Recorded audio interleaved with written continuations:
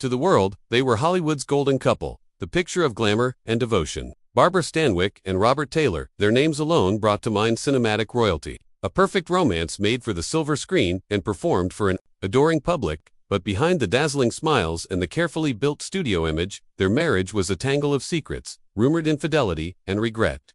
For years, the story was one of a dignified split, two stars whose careers simply pulled them apart. For years, the truth of their heartbreaking divorce stayed buried. Now, drawing from biographies and the accounts of those who knew them, a clearer picture emerges, revealing the devastating story of what really tore them apart. It's not a portrait of a fairy tale, but of a profound and painful human tragedy. It wasn't just a marriage, it was a performance they had to give every single day. But performances end, and when the curtain fell on their 12-year union, it exposed a canyon of unspoken truths, mismatched desires, and betrayals that would haunt them both for the rest of their lives. This is the story of the secrets that eventually came to light, and the love that one of them, at least, could never forget. Their story began in 1936. A classic Hollywood tale of a blind date set up by friends. Barbara Stanwyck, already a huge star, known for her grit in films like Babyface, was cautious. Fresh off a traumatic first marriage to actor Frank Fay, she was content raising her adopted son on her sprawling ranch. Robert Taylor, for years, her junior, was MGM's handsome new thing, the man with the perfect profile. A rising star from small-town Nebraska, still figuring out the sophisticated world of Hollywood. Despite her hesitation, she went on the date. What she found was a surprising connection. They both loved the outdoors, hated Hollywood pretense, and shared conservative political views. A friendship quickly grew into an easy romance. Taylor soon bought the ranch next to hers, and they became inseparable, two grounded souls in the often fake world of tinsel. At first, their dynamic was one of mentor and student. Stanwyck, the established pro, guided Taylor, helping him bring depth to roles beyond his pretty boy image. He, in return, was the old-fashioned gentleman she had longed for, treating her with the respect her first husband never had. For a few years, they lived in this idyllic state, one of Hollywood's most famous unmarried couples. They were happy, but in the tightly controlled moral world of the studio system, their living arrangement was a ticking time bomb. In 1939, Photoplay magazine published an infamous article titled Hollywood's Unmarried Husbands and Wives, pointing a finger right at Taylor and Stanwyck. The implication was scandalous for the era, and it sent a shockwave through MGM. Studio head Louis B. Mayer wouldn't stand for it. The studio that sold itself on family-friendly entertainment couldn't have its stars living in sin. The pressure was immense and the message was clear: get married. So, in what has been described as an essentially an arranged marriage, the studio orchestrated the whole thing. In May 1939, Barbara Stanwyck and Robert Taylor were wed. Taylor would later reflect that the only say he had in it was uttering the words, "I do." The golden couple was officially born, not just out of love, but out of a studio mandate. The press and the public ate it up. But this manufactured perfection would set the stage for the conflicts to come. Beneath the flawless public image, a fundamental incompatibility started to grow. Robert Taylor and Barbara Stanwyck were, at their core, two very different people, with different pasts and different dreams for the future. Barbara Stanwyck was a survivor. Orphaned at 4, she was shuffled through foster homes, a childhood of instability that gave her an iron will and fierce independence. A director once said of her, "She only lives for two things, and both of them are work." She had clawed her way to the top with nothing but talent and grit. Her career wasn't just a job, it was her identity. She was, as Taylor would call her, the queen. Robert Taylor, on the other hand, just wanted a simple life. Though he became a massive star, he never really left his Nebraska roots behind. He loved flying his plane, hunting, and fishing, things Barbara had little interest in. After his service in World War II, his desire for a life away from the Hollywood machine only got stronger. He craved a traditional home, a retreat from the constant performance of being a movie star.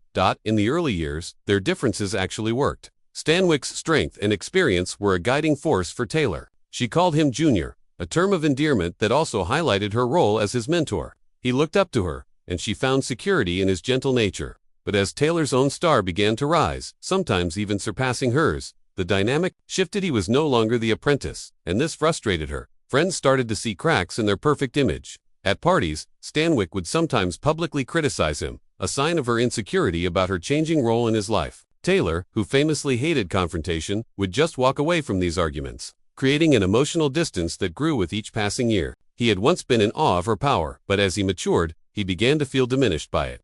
Biographers suggest their home felt like a silent repository of unspoken things, shaped by a fundamental emotional mismatch. She was driven and emotionally guarded, he yearned for a warmth their life together increasingly lacked. In 1943, Robert Taylor joined the Navy to serve in World War II. For the next 3 years, he and Stanwyck lived largely separate lives. This period is often seen as a key factor in the breakdown of their marriage. A long separation that allowed their existing problems to grow, while they wrote letters to each other. The physical and emotional gap between them widened. Taylor's time in the service changed him, giving him a taste of life outside the MGM bubble. It solidified his desire for something more than the Hollywood rat race. Stanwyck, meanwhile, stayed in her world of filmmaking, a workaholic, pouring her energy into her craft. When Taylor returned from the war, the couple found they had grown in opposite directions. The reunion wasn't the happy homecoming fans imagined. Barbara, having been alone for so long, wanted all of his time and attention. But Robert, having been away from his hobbies, wanted to fly his plane and go on hunting and fishing trips with his friends. These weren't just pastimes.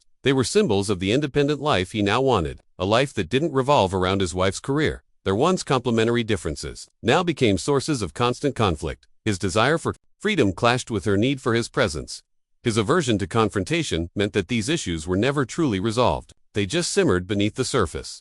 The man who came back from the war was not the same Junior who had left. He was his own man, and the delicate balance of their marriage was broken for good. As the emotional distance between them grew, the polished image of Hollywood's most devoted couple began to tarnish with whispers of infidelity. By many accounts, Robert Taylor began to stray early on. Just 2 years into their marriage, rumors swirled about an affair with his Johnny Eager co-star, Lana Turner, in 1941. The rumored affair was said to have devastated Stanwyck. Some unconfirmed reports even claimed she was so distraught that she attempted suicide, a story that illustrates the depth of her pain over his rumored wandering eye. And Lana Turner was likely just the beginning. Over the years, Taylor's name would be linked with other Hollywood beauties, including Ava Gardner and Eleanor Parker. The constant strain of these rumored betrayals, coupled with their growing incompatibility, created a toxic environment. Some biographers suggest that Barbara, feeling abandoned and lonely, may have sought comfort outside the marriage as well, though these rumors were less substantiated. According to some sources, Robert asked for a divorce multiple times during this period, but Barbara would get so upset that he would always back down, unable to face the confrontation. It was a painful cycle of betrayal, regret, and avoidance.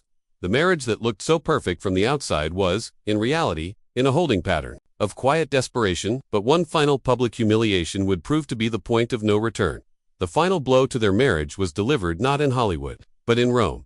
In 1950, Robert Taylor was cast in the epic Quo Vadis. The production kept him in Italy for most of a year, an ocean away from his wife. While there, Taylor was publicly linked in gossip columns to a young Italian actress, Lea Di Leo. Back in Los Angeles, Barbara Stanwyck saw the tabloid reports that laid her husband's alleged affair bare for the entire world to see.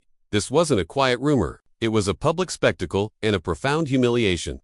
According to some accounts, an enraged Stanwyck flew to Rome and gave him an ultimatum: end the affair, where she wanted a divorce. Many believe this was a bluff, a desperate attempt to shock him back into line. To her horror, he agreed to the divorce. In that moment, Stanwyck's bluff was called, and the marriage was effectively over. Stanwyck remained in Italy for 6 weeks, and the photos from that time tell a painful story.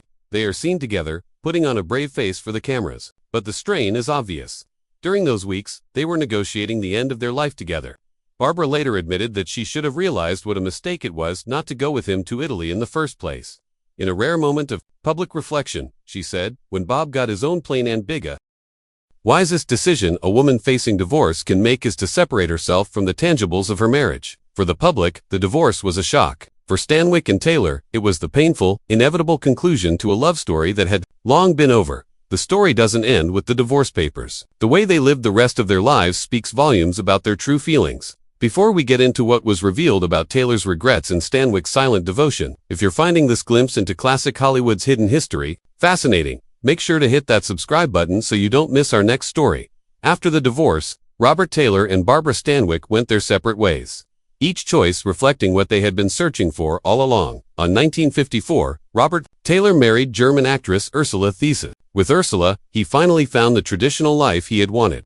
They had 2 children together, and he became the family man he could never be with Stanwyck. Their marriage lasted until his death in 1969 and was, by all accounts, a happy one. He had found a partner who shared his desire for a domestic life away from the spotlight. Barbara Stanwyck's path was much different. She never remarried. For the next 4 decades, she remained single, pouring her energy into her work.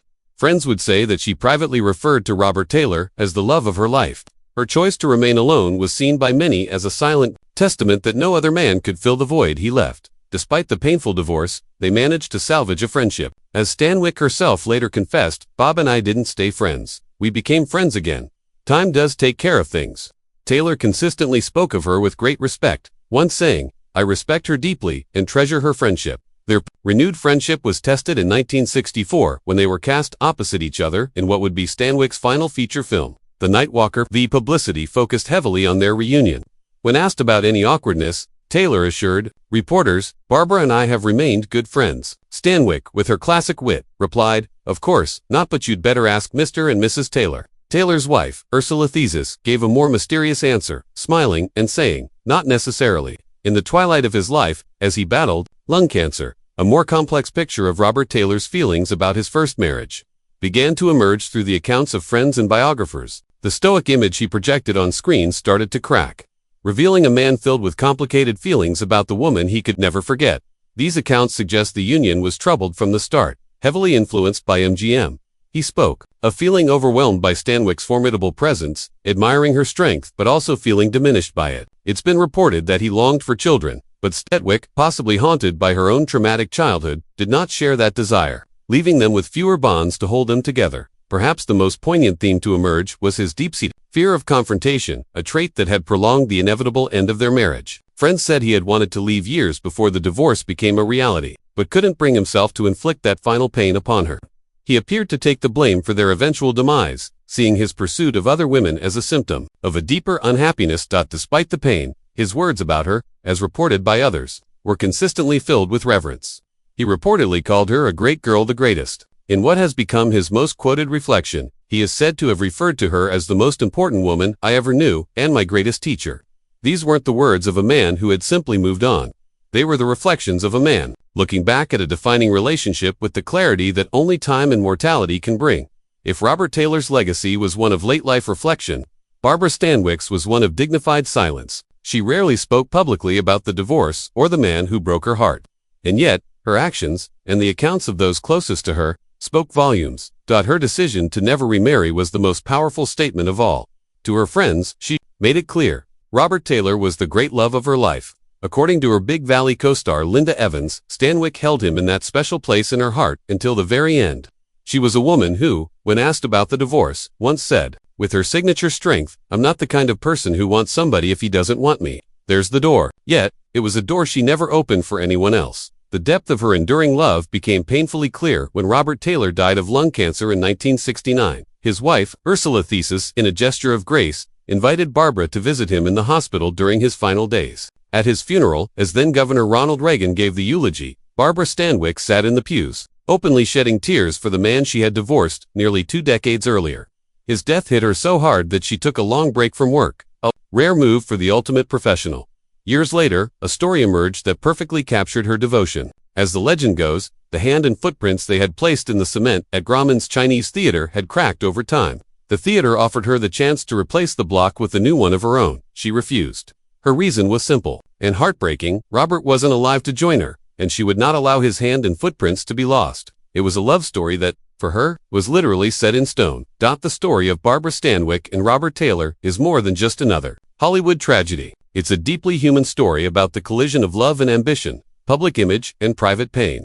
They were the golden couple, a fantasy sold to millions, but they were also just two people flawed, vulnerable, and ultimately, unable to reconcile their differences under the immense pressure of fame. What has been revealed through the years shows a man haunted by regret, who finally understood the weight of his own actions. Barbara Stanwyck's enduring silence and lifelong single status spoke just as loudly, a quiet testament to a love that, for her, never truly died. Their story is a powerful reminder that behind the magic of the silver screen lies the complex, often heartbreaking reality of human relationships. They couldn't make their marriage work, but in the end, they found their way back to a friendship, a quiet understanding that acknowledged the powerful bond they once shared. What do you think? Was Robert Taylor and Barbara Stanwyck's love doomed from the start by the pressures of Hollywood, or could they have found a way to save their marriage? Let us know your thoughts in the comments below. And don't forget to like and subscribe for more hidden stories from Hollywood's golden age.